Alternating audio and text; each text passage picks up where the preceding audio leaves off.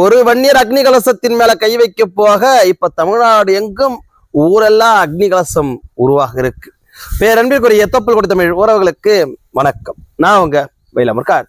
பார்த்து கொண்டிருக்கக்கூடிய பார்வையாளர்கள் சேனலை சப்ஸ்கிரைப் செய்தும் பெல்லைக்கானை கிளிக் செய்தும் ஆதரவு தரும்படி கேட்டுக்கிறோம். நமது சேனல் பணிகளுக்கு பங்களிக்க விரும்புவோர், வளர்ச்சிக்கு உதவ விரும்புவோர் கீழே கொடுக்கப்பட்டுள்ள ஜிபே, போன்பே, பேடிஎம் எண்ணில் தங்கள் பங்களிப்பை அளிக்கலாம்.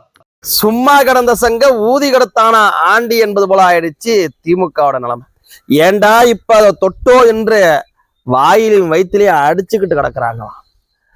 நாயுடுமங்கலத்துல ஒரு இடத்துல நீங்க அக்னி கலசத்தை இடிக்க போய் தமிழ்நாடு எங்கும் அத்தனை கிராமத்திலையும் அக்னி கலசத்தை உருவாக்குவதற்காக அமைப்பதற்காக அத்தனை ஊர்காலங்களும் புறப்பட்டுட்டாங்களாம். இன்னைக்கே நாயுடுமங்கலத்துல இப்ப புதுசா வைக்கப்பட்டிருக்குல்ல அக்னி கலசம், அந்த அக்னி கலசத்தை எத்தனை பேர் 50 பேர் தூக்கித்தான் வச்சாங்களாம். அந்த அக்னி கலசத்தை பார்த்துட்டு அதே இடத்துல யாருப்பா இதை செஞ்சதுன்னு கேட்டு 15க்கும் மேற்பட்டவர்கள் அவங்க ஊர்லயே அக்னி கலசத்தை வைக்கணும்னு கேட்டு ஆர்டர் கொடுக்க ஆரம்பிச்சுட்டாங்களாம். சும்மா கிடந்தவங்கள சொரிஞ்சு விட்ட மாதிரி ஆயிடுச்சாப்ப. வன்னியர்கள் அவமாட்டும் செவனேன்னு இருந்தான்.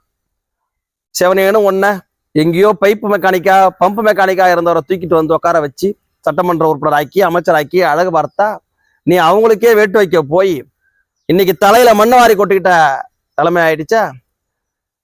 யாருமே எதிர்பார்க்கலங்க, சத்தியமா நானே எதிர்பார்க்கல. இந்த அளவுக்கு கூட்டம் வரும் நான் நிச்சயமா எதிர்பார்க்கல. நெய்வேலி கூட்டத்தை போல, ஏன் நெய்வேலி கூட்டத்தை விட 3 மடங்கு கூட்டம் இருக்குன்னு சொல்றாங்க. ஏன் பாருங்களா, ஒரு கட்சி தலைவர்கள்லாம் ஒத்த சீட்டு 2 சீட்டு வாங்குறதுக்கு மாச கணக்கா வேலை செஞ்சு மாநாடெல்லாம் போடுறாங்க. ஆனா ஒண்ணுமே கிடையாதுங்க. ஒரே நாள் தான் நேற்று அறிவிச்சாங்க, இன்னைக்கு கூட்டிட்டாங்க. நாளைக்கு வாங்கப்பா நம்மளோட அடையாளத்தை மீட்போன்னு சொன்ன ஒரே வார்த்தை தான். எப்பயா சொல்லுவாங்கன்னு காத்து கிடந்தது போல பல்லாயிரக்கணக்கான இருசக்கர வாகனங்கள்,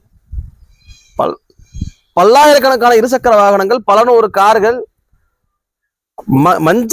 மஞ்சள் ஆயிடுச்சு நீங்க திருவண்ணாமலை பகுதியே. அந்த பேரணி போச்சு இல்ல, அந்த 1.25 மணி நேரமும் பார்க்கறதுக்கே கண்கொள்ளா காட்சியா இருந்துச்சு. அத்தனை பேரும் அவ்வளவு ஒற்றுமையாக உணர்வோடு இனமானம் காப்பதற்காக அடையாளத்தை மீட்டு எங்க அடையாளத்தையாரா இடிச்சு தள்ளுறன்னு கோபத்தோட அதே இடத்துல வன்னியர் அக்னி கலசத்தை நிறுவனாங்க பாருங்க. அங்க நிக்கிறாங்க வன்னிய. இது தன்மானத்தை இழந்த கூட்டம், காசுக்கு விலை போன கூட்டம் நினைச்சிட்டு இருந்தான்ல திமுக காரங்க. அவங்க மூஞ்செல்லாம் கரிய பூசிட்டாங்க. இப்பயே அவனுக்கு தோல்வி பயம் வந்திருக்கும். அவங்க என்ன நினைச்சிட்டு இருந்தாங்க, வன்னியர்களுக்கு இடஒதுக்கீடு எல்லாம் கொடுக்கலாம் வேணாம், 10 விழுக்காடு தரோம்னு சொன்னோம். ஆமா சொன்னோம், 3 வருஷம் ஆயிடுச்சு. அவங்களாம் மறந்துடுவாங்க. ஐயா ஓட்டு காசு கொடுத்தா போதும், ஐயா ஓட்டு போட்டுடுவாங்கன்னு இருந்த நடப்புல நம்ம வன்னியர்கள்லாம் வச்சாங்கல்ல ஆப்பு.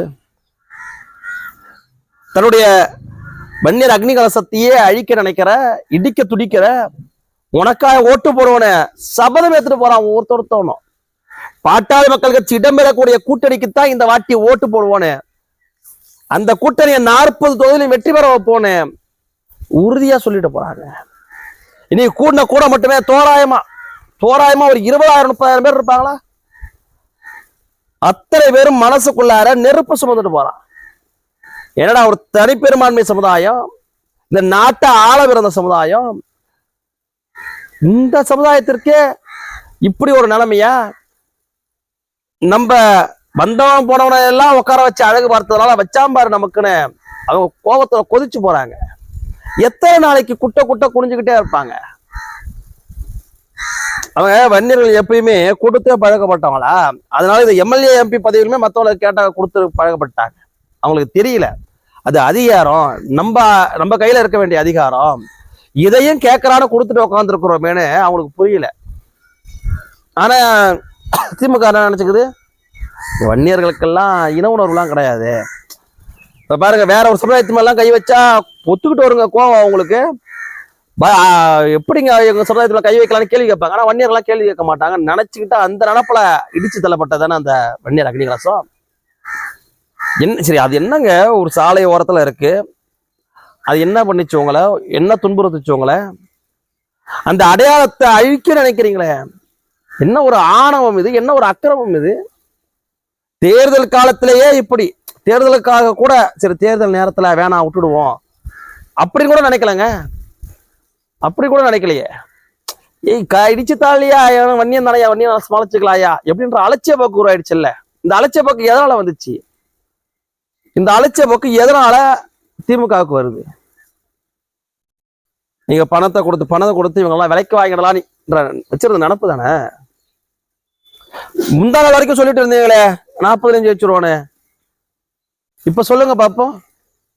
இந்த ஒரு தொகுதியில வாய்ப்பே கிடையாது.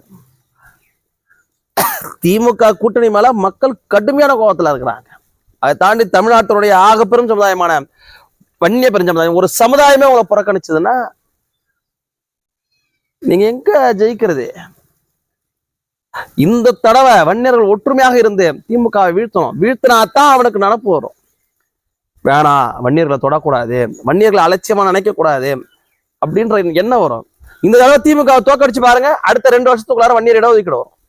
நீங்க ஜெயிக்க வச்சுட்டு பாத்தீங்கன்னா 3 வருஷமா ஏமாத்தணும். அப்பயும் இந்த முட்டாள் சமுதாயம் நம்மளுக்கு ஓட்டு தான் போட்டுச்சு. திரும்பி 2 வருஷம் தானே ஏமாத்துவோம், அடுத்த தடவை எலெக்ஷன் வரும்போது வன்னியர்களுக்கு இடஒதுக்கீடு கொடுப்போம் அப்படின்னு சொல்லுவோம். நீங்க இதே தோல்வியை கொடுத்து பாருங்க, எப்பா முடிச்சுக்கிட்டாங்கப்பா, இடஒதுக்கீடு கொடுக்கல அப்படின்னோடனே கோவப்பட்டு ஓட்டு போட மாட்டேன்றாங்கப்பா. அவங்க ஓட்டு போடலைன்னா நம்மளாம் எம்எல்ஏ எம்பி இல்ல கவுன்சிலரா வார்டு மெம்பரா கூட ஜெயிக்க முடியாதுப்பா அப்படி என்கின்ற நினப்பு அவங்களுக்கு வரும். இந்த நினப்பை தான் நம்ம திமுகக்குள்ளார விதைக்கணும். அதற்கு நாம் இந்த தடவை திமுகவை மிகப்பெரிய தோல்வியை கொண்டு போனோம். திமுக மட்டுமல்ல, திமுக கூட கூட்டி சேர்ந்த அத்தனை பெரியவே என்னங்க ஒரு இடஒதுக்கீடு தர மாட்டேன்ற, ஒரு சாதிவாரி கணக்கெடுப்பு நடத்த மாட்டேன்ற, அடையாளத்தை அழிக்க துடிக்கிற, பேனா வைக்கிற 80 கோடிக்கு நாங்க என்ன கடலுக்குள்ளார கொண்டு போய் வைக்கிறோம் நான் சொல்றோம். சாலை ஓரத்துல இருக்கிறதே உனக்கு ஏன் கண்ணை உறுத்துது? நீ கடலுக்கு நடுவுல பேனாவுக்கு 80 கோடி ரூபாயில மக்கள் பணத்தை செலவழிக்கிற, அது சொந்த பணத்துல வன்னியர்கள் சொந்த பணத்துல வச்சது தானே. அதே என்ன முன்னால ஏத்துக்க முடியல? எங்க பார்த்தாலும் கலைஞர் நகர், கலைஞர் மாளிகை, கலைஞர் கட்டடம், கலைஞர் அது, கலைஞர் இதுன்னு போடுறீங்க. ஏன் ஆனா வன்னியர் அக்னி கலசத்தை மட்டும் உங்களால ஏத்துக்க முடியல? ஏன் உங்க கலைஞருக்கு என்ன ஒரு 3 பிள்ளைங்க இருப்பாங்களா, 3 பேருடைய விருப்பத்திற்காக ஒண்ணு செய்றீங்க. ஆனால் தனிபெரும்பான்மை சமுதாயத்தோடைய அடையாளமாக இருக்கக்கூடிய ஒரு சிலைய, ஒரு அக்னி சிலைய, ஒரு அக்னி கலசத்துடைய வடிவத்தை வைக்க விட மாட்டேன்றீங்க. என்னங்க இது? அக்கிரமம், இது அநியாயம் இல்லையா? இது ஒரு அடையாளத்தை அழிக்க நினைச்சா எல்லாரும் வெகுண்டு எழுவான். வெகுண்டு எழுந்து அவன் கோவப்பட்டானா நீங்க கடை தான் நிக்கணும் என்பதற்கு இந்த வாட்டி வன்னியர்கள் உங்களுக்கு நிச்சயமா பாடம் போட்டுறாங்க. கவலையே படாதீங்க. கூட்டணிலாம் எந்த கூட்டணியும் அறிவிக்கல, ஆறாறு எந்த அணின்னு இருக்கல, இன்னும் தேர்தல் கிழமையே தயாராகல. அதுக்காட்டி இவங்க 40 ஜெயிச்சிட்டாங்க. எப்படி 40 ஜெயிச்சிட்டாங்க? ஏன்னா இவங்கள்ட்ட வாங்கி தின்ற ஊடகத்தெல்லாம் வச்சு கருத்தணைப்பு எடுத்து ரிலீஸ் பண்ணிடுறாங்க. என்ன கேலி கூத்தா இருக்குதெல்லாம்? ஏன்னா மக்கள் எல்லாம் கேளப்பய கூட்டம் நினைச்சிட்டாங்களா? கவலைப்படாதீங்க. இந்த வாட்டி நிச்சயமாக பாமக வைக்கக்கூடிய கூட்டணி தான் வெற்றி கூட்டணியாக இருக்கும் என்பதுல எல்லோரும் முழு தெம்போடா இருங்க. நிச்சயமா நம்ம ஜெயிக்கிறோம். நம்ம ஜெயிச்சு நம்முடைய அடையாளத்தை, நம்முடைய உரிமையை, நம்முடைய பங்கீட வெல்வோம். உறுதி.